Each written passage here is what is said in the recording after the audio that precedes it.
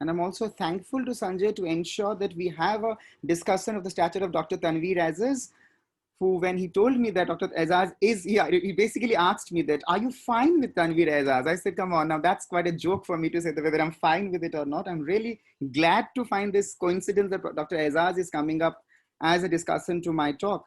And I'll be really happy to take it up to see as to what are his observations on my small and humble effort to, can you see the PowerPoint now? I've started sharing the screen. We can see the home screen of your laptop, but not the PowerPoint. Okay, so can I, it is open now. Are you able to see it now? Yeah, you can open your, you need to open, yeah, it's now visible. Yeah, we are able to see. Okay, fine. So let me start off. So I'll try to, please give me a, I prepared it for some 40 minutes at the max, but around 30 minutes, please give me a, prompt me that there are some 10 minutes left for the talk so that I can keep it very focused. Okay, so as we start with the discussion, which for the theme of today's talk, populism and the unmaking of subaltern aspirations among the Valmikis in Delhi.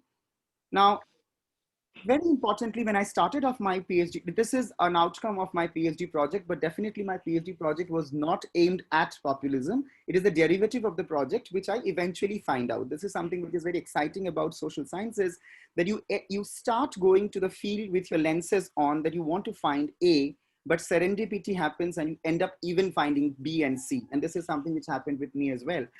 What my concern there was something that I was interested in before 2016 as well, is the phenomena about neighborhood associations, or what they call as resident welfare associations.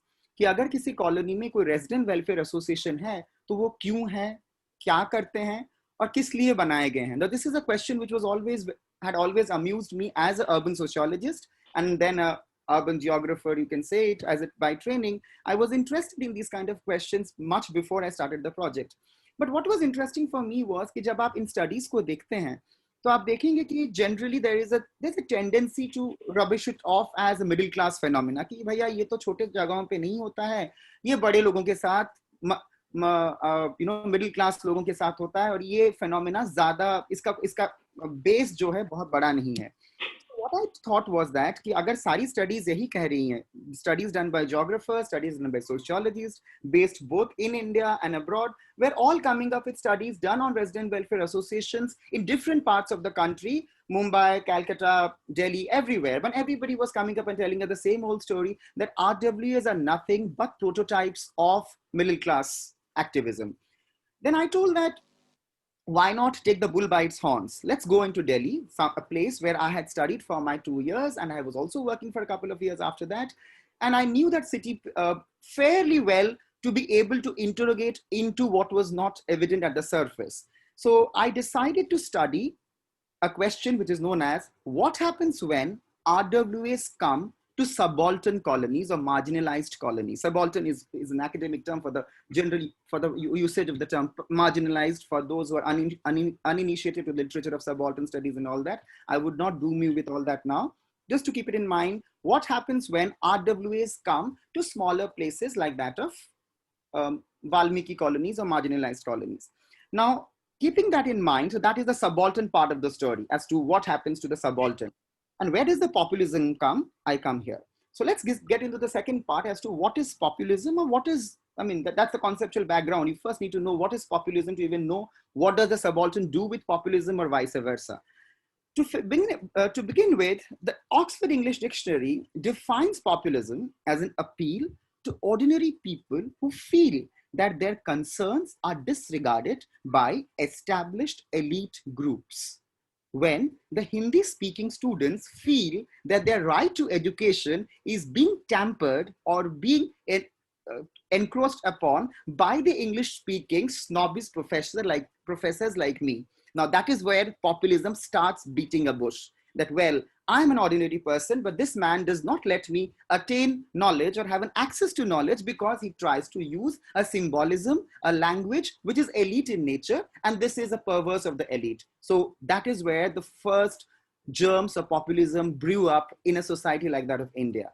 Now, when we academics have conceptualized populism in different ways. See, populism is this tendency that ordinary people feel cheated. Now, if you have that kind of a mentality within the audience, the political masters are smart enough to hijack that and capitalize on that. And this is something which happens, which you come to, but as it were, that the kind of victimization syndrome that you tend to fall yourself into. So this is kind of a victimization syndrome. I would really say that way, that populism is a victimization syndrome which happens at every place in the world, whether it is India, South Asia, Latin America, Europe, or even America, North America for that matter. That level of development in your country does not necessarily take you off from the radar of populism. Rather, what it does is it has its own homegrown version. So for example, for people like Mud, in European society, the first one, he sees that Europe, the whole idea of populism is about the we and they, the Muslims and the Christians, the immigrants and the insiders in the developed countries. So it's a question of an ideology. For people like Laclau, they would talk about that it is a discourse. It's a discourse because what it does, discourse is a way of thinking. So what it does, it's a different one ideology. It's a discourse because it can get seemingly different elements into one category. So what happens is, like, agar I feel that I am thinking that, well, it is an ideological construct, ऐसा शायद होता नहीं है, फिर वो क्या करेंगे ना, आपके अंदर एक टेंडेंसी डालेंगे जहाँ पे आपका मटेरियल पोजीशन और आपका जो आइडियोलॉजिकल पोजीशन है, दोनों को वो इफेक्ट करने की कोशिश करेंगे. So in my case like the Dalits, it is very interesting whether आप अपने आप को स्मार्ट दलित यूथ समझते हैं या बैकवर्ड दलित कम्युनिटी समझते हैं. इन दोनों शब्दों में फर्क है. Now that is where discourse comes. तो seemingly discrete units brought together and you spin it up into a new discourse, which it's very it's a bit cacophonous, it is eclectic, and hence it is interesting. At the end, there are people like Wayland who talk in the Latin American context, that there are state governments and municipal governments who have used it as a strategy to really put down non-performing governments in municipality. This is a Latin American context. And this is something which we find a small trailer of it in the case of the Aam Aadmi Party in Delhi, which comes back election after election, in spite of the Modi wave, in spite of the rise of the Hindutva forces, as they were, that's yet on the report card of developmentalism. And that's kind of a political strategy to say that. So populism can be a victimization syndrome. It might animate your imagination, or it might convince you that we are changing the report card. We are changing the accountability charts. The audit report is going to come back differently with different indicators. That's what populism is all about. So it's an appeal to the ordinary people, but you appeal through different bases. And that's why populism becomes very interesting and very difficult to even trace. But before we get into populism, the age-old contributions by scholars like Partha Chatterjee do not bite the dust, even in these circumstances. Rather, they are renewed. People like Partha Chatterjee, one of my, I would say, the most favorite social scientists of mine, really come up with conceptualizations like civil society, political society. So basically, civil society, political society is a concept that Chatterjee uses in a very, I would say, in a very astute manner with reference to Indian society. Barring all its criticisms that this concept has gathered, he says that, see, when you talk about the fact that people need to engage with the government or the state, they use a forum known as civil society. But this kind of an imagination that civil society means कुछ लोग मिलके government के साथ representation करेंगे, बात करेंगे, ये एक बहुत ही western centric notion है. ये notion भारत जैसे जगहों में या most of the developing world, it does not work. What you should rather think is that there are civil societies of the Indian mold or the South Asian mold, and that is known as political society. लोग धरना दे रहे हैं, लोग आवाज उठा रहे हैं. Now that is one way you negotiate. तो आप civil society बन के liberal bourgeoisie की तरह language rights, नियम कानून लेके आप जाएंगे या नहीं? आप हल्ला बोल नहीं करेंगे, बट आप प्रेशर डालेंगे. आप बोलेंगे अपने मंत्री जी को कि भैया जाके आप हमारा बात कीजिए, we have a issue. पर यहीं पे एक छोटा सा वर्ड का चेंज आता है. Whether development or access to services or state services is your right, is it your right, or whether it is welfareism. Is it खैरात या ये हक है? बात खैरात और हक की हो रही है. तो यहाँ पे जब खैरात और हक की हो रही है तो लैंग्वेज भी बदल जाएगा. तो moment the civil society will employ a language of rights या हक, उनको लीगली स्ट्रांग होना पड़ेगा कि हम कुछ भी नहीं मांग सकते, जो हमें एंटाइटल्ड है हम वही मांगेंगे. सो this is a but in political society हम एंटाइटल नहीं है, हम झुग्गी झुपड़ी वाले हैं, हमने जबरदखल किया है, पर प्रॉब्लम यह है कि हमने आपके शहर को बहुत कुछ दिया भी है, और हमने इसलिए किया क्योंकि आपने हमारे लिए अरेंजमेंट नहीं किया था। तो वेलफेयरिज्म आपका एथिकल रिस्पॉन्सिबल बनता है, इवन इफ वो मेरा राइट नहीं बनता है। Now this is where this kinds of populist debates को हम एनिमेट करते हैं।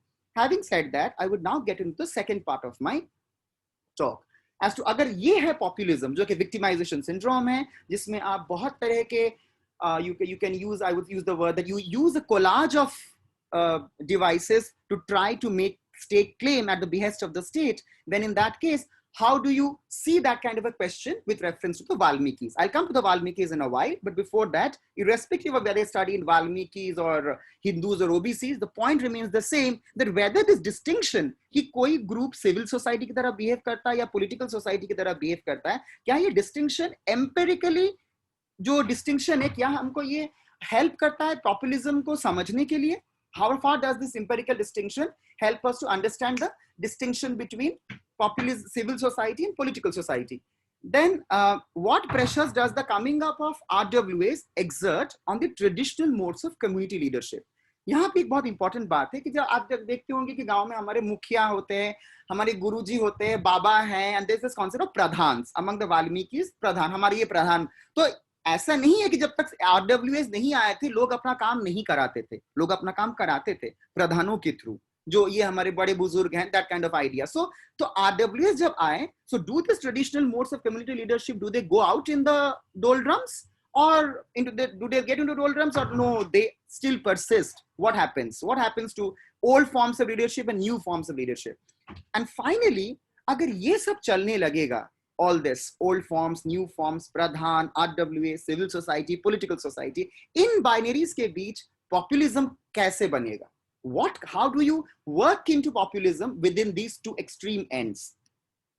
So for that, this is very critical for me to make a remark here that I was trained as a sociologist, but I had at JNU, but I had got a genuine disillusionment with the sociological project, the way it was done at the elite centers in places like JNU and DU.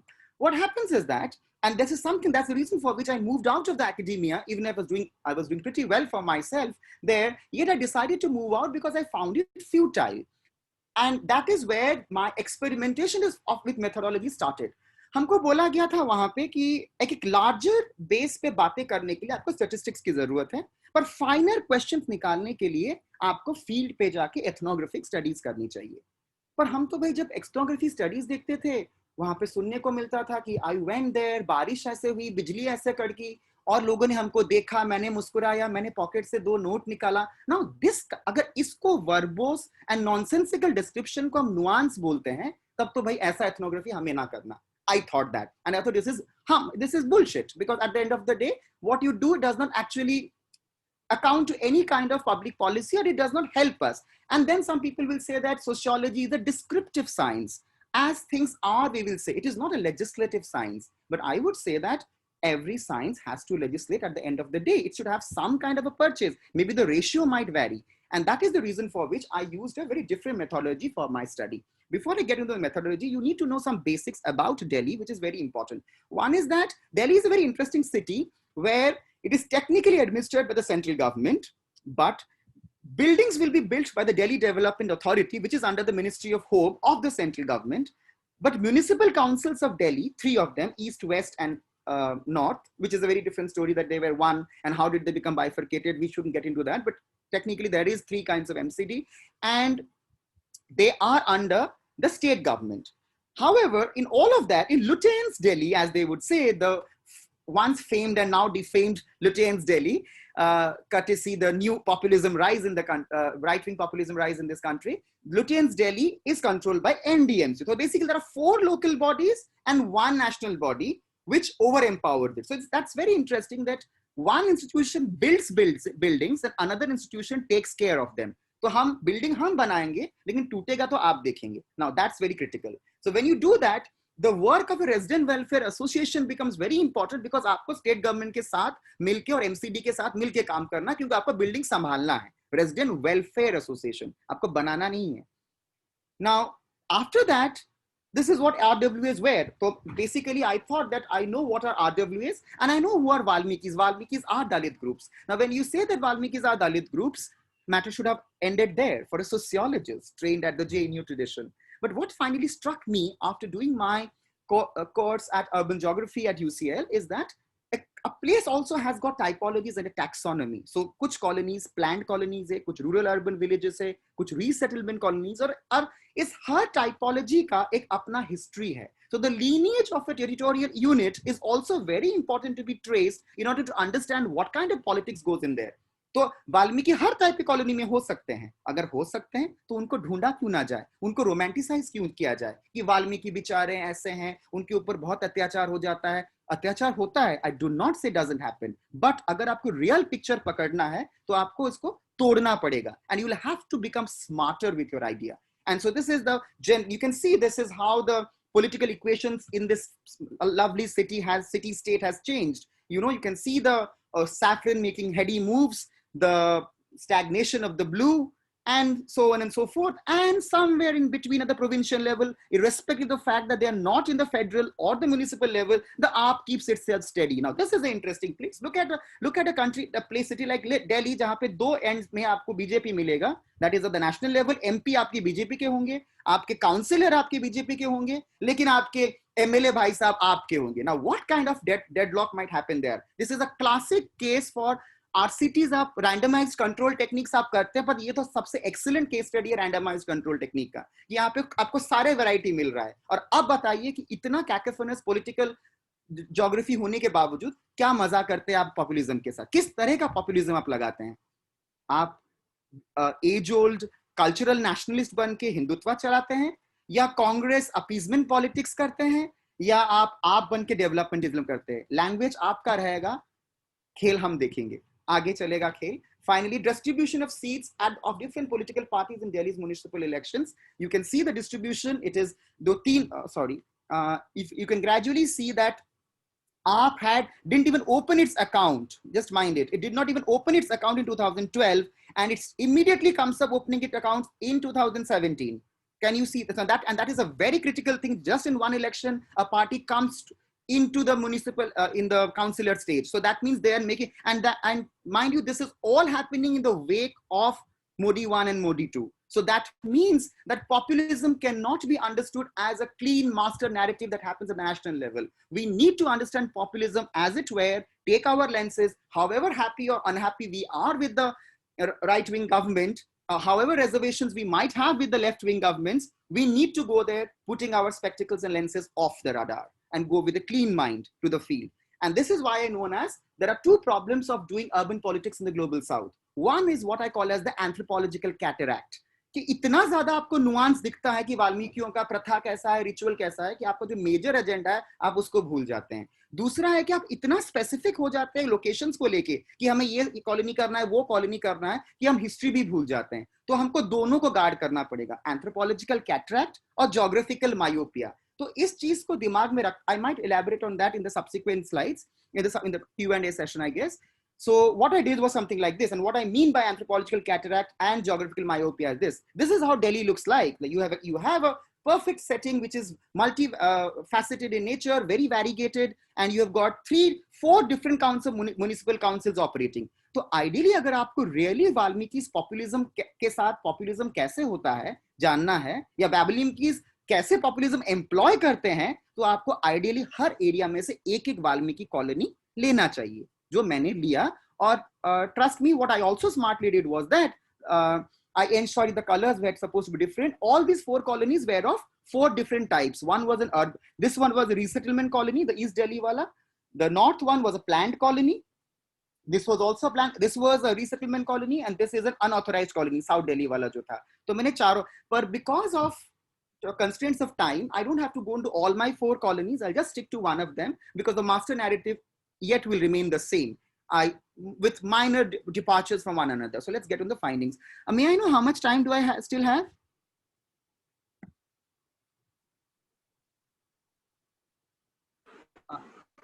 Kiran? How much time do I have?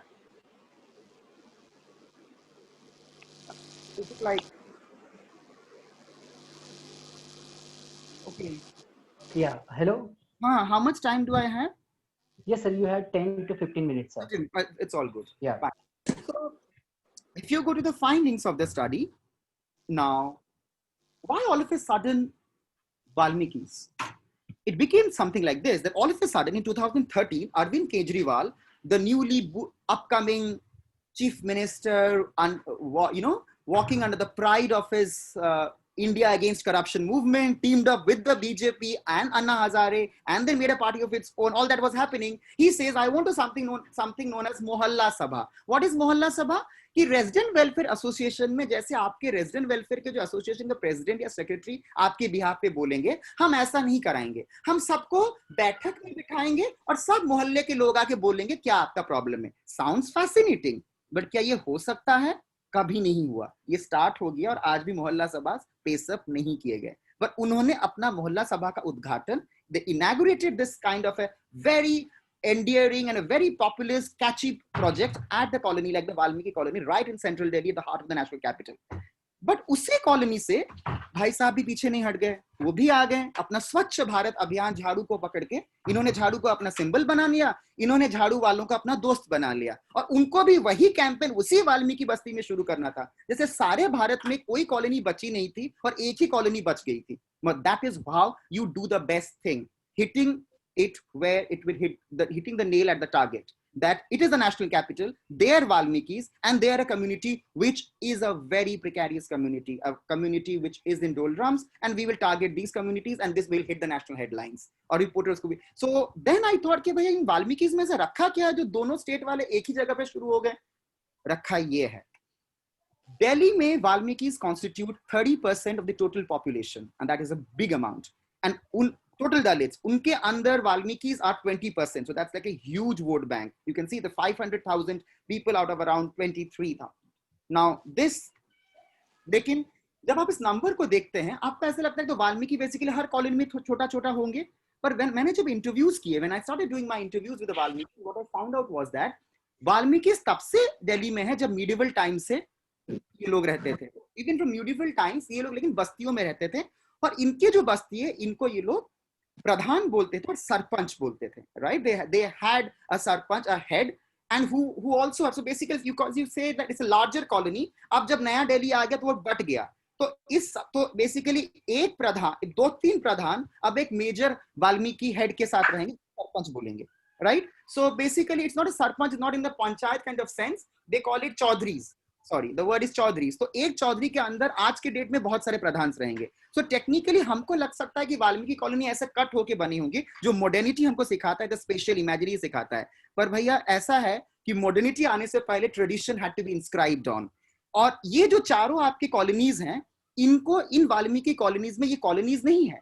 ये सारे जो आज के date में colonies बोले जाते हैं जहाँ वाल्मीकि रहते हैं, ये लोग इनके पंचायत है. So there are 23 panchayat total among Valmiki जिनके चौधरीज इनको रूल करते हैं. इसको समझाने के लिए you can understand this thing better. So see, technically you think that this is the map of Delhi, और इसमें अगर हम बहुत सारे dots डाल देंगे तो वो बन जाएगा distribution of Valmiki colony. That's what a geographer would see through his geographical myopia. But as an anthropologist or sociologist, when I go and interview people, I come to find this, that well, it doesn't happen like this, it's like this.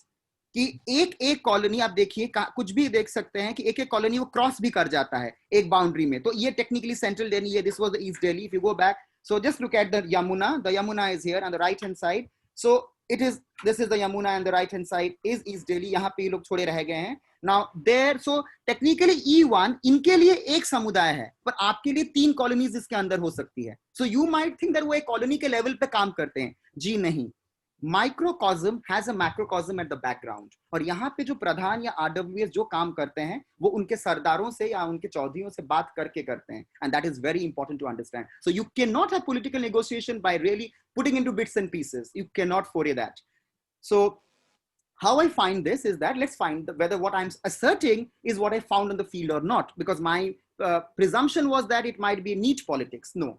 The Valmiki colony that I found in one place, which I'm discussing today, is the North Delhi colony. This Valmiki colony is basically a minority colony within a majority sect. Basically, these are those Valmiki. This is in Sudarshan Park in North Delhi. What happens is that these are the guys who were thrown out at partition and they were brought into this city landless, and they came in, they were given small plots by the government then, and majority of them, so you can just see this is the entire Sudarshan Park, and the small part is where the Valmikis live near the drain. This is a big nala.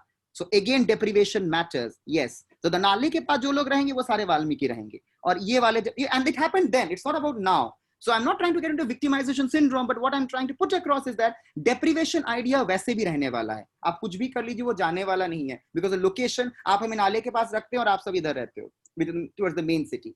और 6 are the majority. This is a RWA which are around 12 members. उसमें से एक ही member Valmiki का है. There is no injustice, trust me, because as per the logic of numbers, it had to be 1:10, and they have just one guy who is a member of the Valmiki community, who is a part of the Sudarshan Park F block RWA. Then why was this RWA started off? That's very interesting. It was started off in August 2016 because ये जो यहाँ पे बहुत सारे लोग रहने शुरू हो गए थे जो लोग स्लम ड्वेलर्स थे, इनको कांग्रेस लीडर्स ने सपोर्ट किया था और उनको कहा था कि भैया रह जाओ, and don't, they had told their Valmiki, their clients, because they were their age-old patrons, not to bug them.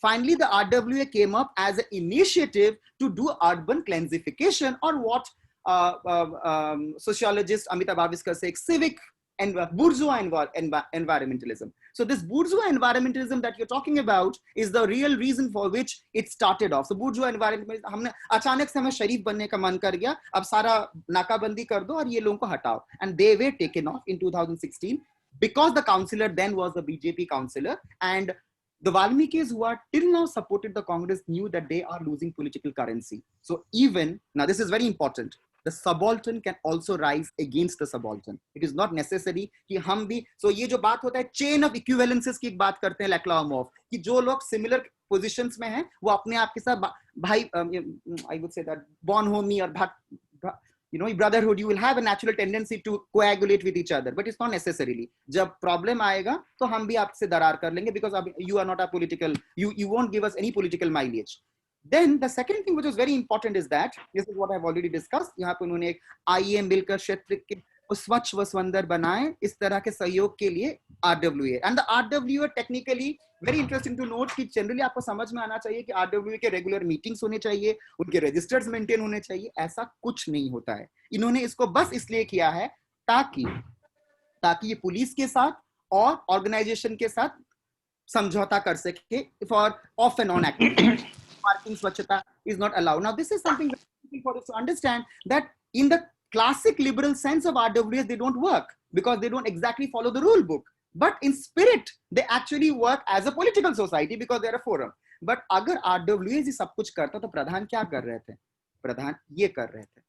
अचानक से वहां मुझे ये दिखता है, that is why visual methods really come up, कि संत शिरोमणि गुरु रविदास जी के जन्मदिन का एक आयोजन किया जा रहा है जहां पे वाल्मीकिस and another subsect of the Dalits, that is the Ravidasis, they are also teaming up and they're doing these events.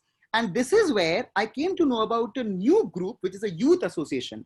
कि इन सारे RWAs का एक नवजीवन युवा समिति भी है जो कि सिख यूथ के साथ है, और एक और यही लोग जो है नवजीवन युवा समिति are the more vocal because it comprises of the Sikh youth. And look at the upper banner. Now this is the banner which is put up by the BJP candidate Miss Lekhi. And the people all out here, there's not a single Valmiki who is coming up here. So that means the old loyalties still stand, and somehow the other, it does not really percolate down. But the only problem is the minority factor. And this is where it happens, where the Valmikis have been encroached upon. Lekin, agar aapko lagta hai ki Valmikis are not alienated from the Hinduization syndrome, you are wrong.